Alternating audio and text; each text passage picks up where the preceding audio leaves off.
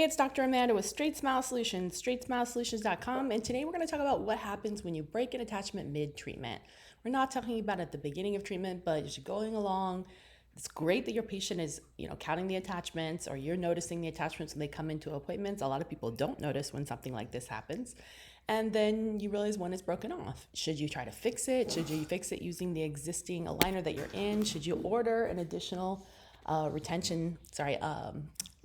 You can order a templates for attachments, and I have videos on how to do this. If you want to go into my Invisalign playlist, just go to Invisalign. If you go to Straightsmile Solutions YouTube channel, just go to your YouTube channel, put Straightsmile Solutions in the search bar. It takes you to my YouTube channel, which has a green banner. Once you're there, if you scroll down, you're going to see a playlist. It has over 240 videos last I checked, all about Invisalign, everything you need to know about various Invisalign topics.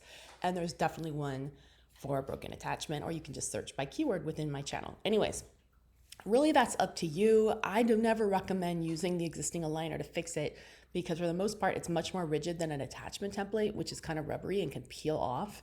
So a lot of times it gets locked on, then you have to cut it. Sure, you could use the one before, but it's never usually as accurate as actually reordering the attachment template. But I'm not even saying you need to do that, because you have to really look at the tooth movement table, or the TMT. And again, if you don't know what a TMT is, you want to go into my YouTube channel, do this little search feature and look up the word TMT, and it explains what it is and how to use it.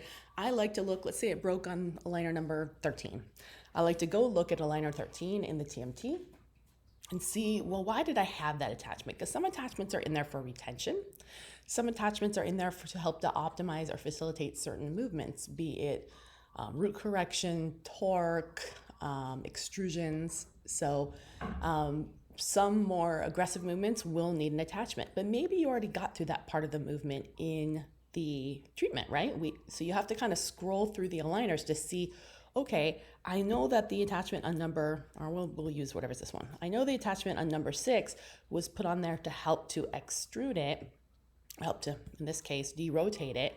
Let's see if it already finished that part. If I scroll down and I get to aligner, what aligner did I say we were on when it broke? Shoot, I don't even remember. 11? Well, anyways, it broke at 11, it broke at 13, whatever. I'm scrolling down and I'm looking at the movements. Well, if it already hit those hard movements before it even got to the aligner, then they really don't need that attachment put back on, if that makes sense. Or if it was clearly a retention attachment based on the TMT, then I also don't need to put it back on as long as the aligner isn't bouncing around. So sometimes they overestimate the amount of retention attachments. So anyways, that's pretty much it. But to me, to be honest, the other thing you're going to do once an attachment breaks, if you know you still needed it to help facilitate movement based on the TMT, and if you see anything else that's off, like other issues that might necessitate a refinement, then it's actually cheaper to do the refinement than it is to just reorder the attachment with a new template. So, you'll save like $10, but right? If you had to do it, might as well do it anyways, instead of doing something twice, taking a new scan. Well, actually, you don't need to take a new scan to order an attachment template. They'll just order it off the old one. But again, unless everything is 100% tracking, you never want to put a new attachment with an attachment template off an old scan, because it's not going to be accurate. So anyways, hopefully that was helpful. Thanks.